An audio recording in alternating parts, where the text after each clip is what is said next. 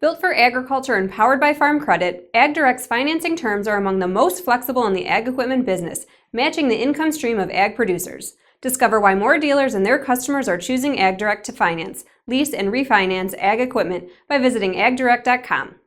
I'm Managing Editor Kim Schmidt. Welcome to On the Record. Here's an update on what's currently impacting the ag equipment industry.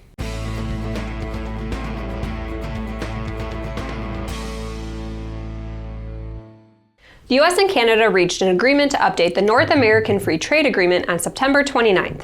The new agreement, called the United States-Mexico-Canada Agreement, or USMCA, is aimed at bringing more jobs into the U.S., with Canada and Mexico accepting more restrictive commerce with the U.S., their main export partner. One big positive for the U.S. with the new agreement is in the dairy market. The U.S. will be able to export more ultra-filtered milk into Canada. However, Tanner Emke, an economist with CoBank, says that won't fully resolve the dairy supply situation. While the new agreement is a positive, Emke says it's not a game changer. However, it does take out all of the uncertainty that had been in the marketplace. It's important to note, Emke says that it could be 2020 before the USMCA is passed. He discussed the new trade deal at the Moving Iron Summit in Las Vegas earlier this month. He says based on where we're at in the supply and with only slight upticks in demand from export demand, we're probably not going to see a serious correction in dairy prices anytime soon. The World Dairy Expo was held in Madison, Wisconsin on the heels of the USMCA announcement. The general consensus of exhibitors we spoke to at the show said it was certainly a positive for the dairy industry and ag in general, but that it was too soon to know for sure how much of an impact there would be. This week's dealers on the move include Prairieland Partners, AgPro, and Quality Equipment. John Deere dealer Prairieland Partners has merged with Concordia Tractor.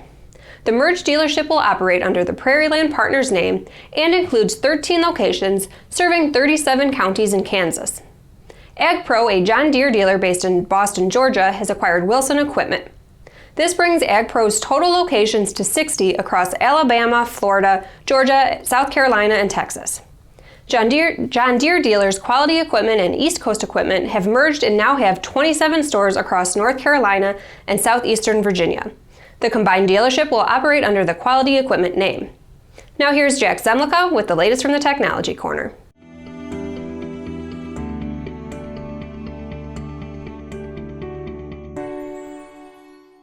Thanks, Kim.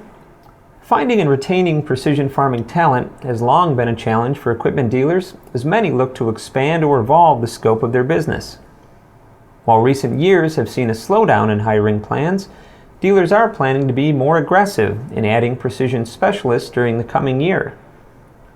According to Ag Equipment Intelligence's 2019 Dealer Business Outlook and Trends Report, about 18% of U.S. dealers are forecasting an increase in precision specialist hiring, a 6% increase over 2018. The report, which tracks hiring and revenue projections for the coming year, reveals that dealers for 4 of the 5 major ag equipment manufacturers forecast at least 10% growth in precision farming hires in 2019. Case IH leads the way with nearly 25% of dealers projecting precision staff additions, nearly double its forecast for 2018. New Holland is also forecasting significant growth, with 19% of dealers planning additional precision hires, nearly 5 times the percentage in 2018. AGCO dealers expect to remain consistent with precision hiring year over year, with about 16% planning new specialists, while 10% of Kubota dealers forecast additional precision hires in 2019. The biggest shift is John Deere dealers, with only about 1% projecting additional hires next year, compared to more than 24% in 2018, the top percentage among the 5 major ag manufacturers. Back to you, Kim. Thanks, Jack. A large majority of North American dealers who responded to Ag Equipment Intelligence's 2019 Dealer Business Outlook and Trends survey say they'll make a profit and see gross margins improve in some sectors of their business this year. Specifically, 89% of dealership respondents say they will be profitable in 2018, with the remaining 11% indicating they would not. Dealers also answered whether their gross margins would improve in 2018 versus 2017 for new equipment, used equipment, parts, and service. A solid 72% of dealers say service gross margins have improved year over year, while 59% say gross margins for parts sales also improved. Slightly less than half of North American dealers say gross margins improved for used whole goods, while 47% say margins will improve in new whole goods. These and other results are all detailed in the 2019 Dealer Business Outlook and Trends full report, which has been emailed to subscribers. Ahead of his visit to Iowa this week, President Donald Trump lifted a federal ban on summer sales of higher ethanol blends of gasoline. The lifting of the summer ban on E15 gasoline is expected to be coupled with restrictions on trading biofuel credits that underpin the program, but it is not clear whether the restrictions will be detailed or left up to the U.S. Environmental Protection Agency to decide, Reuters reports. Iowa is the largest U.S. producer of ethanol. Steve Sukup, CFO and co-owner of Sukup Manufacturing, told Farm Equipment Editors in September that ethanol needs to be part of the energy plan in the U.S. He adds that using ethanol to fuel cars will help make the U.S. more self-sufficient from an energy standpoint. Sukup also sees great potential for ethanol in China. When we were in China, they have to do something different. You go there and everybody's in masks. The people, they have their days, and some of the industrial cities, 200, 250 days they're in HAZ alerts and things like that. So I can see ethanol making a play into China, just giving them a cleaner fuel to burn. Mm-hmm.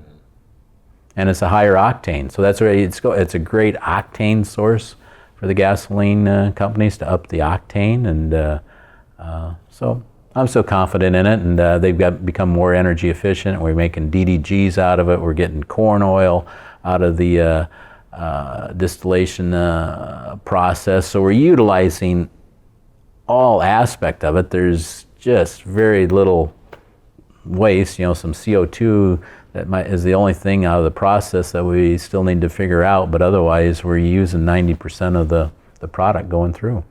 You can hear more of Sukup's thoughts on ethanol, the family company, and more on Farm Equipment's How We Did It podcast. As the downturn in the ag economy continues, one dealer is saying he's noticed an uptick in credit denials for customers.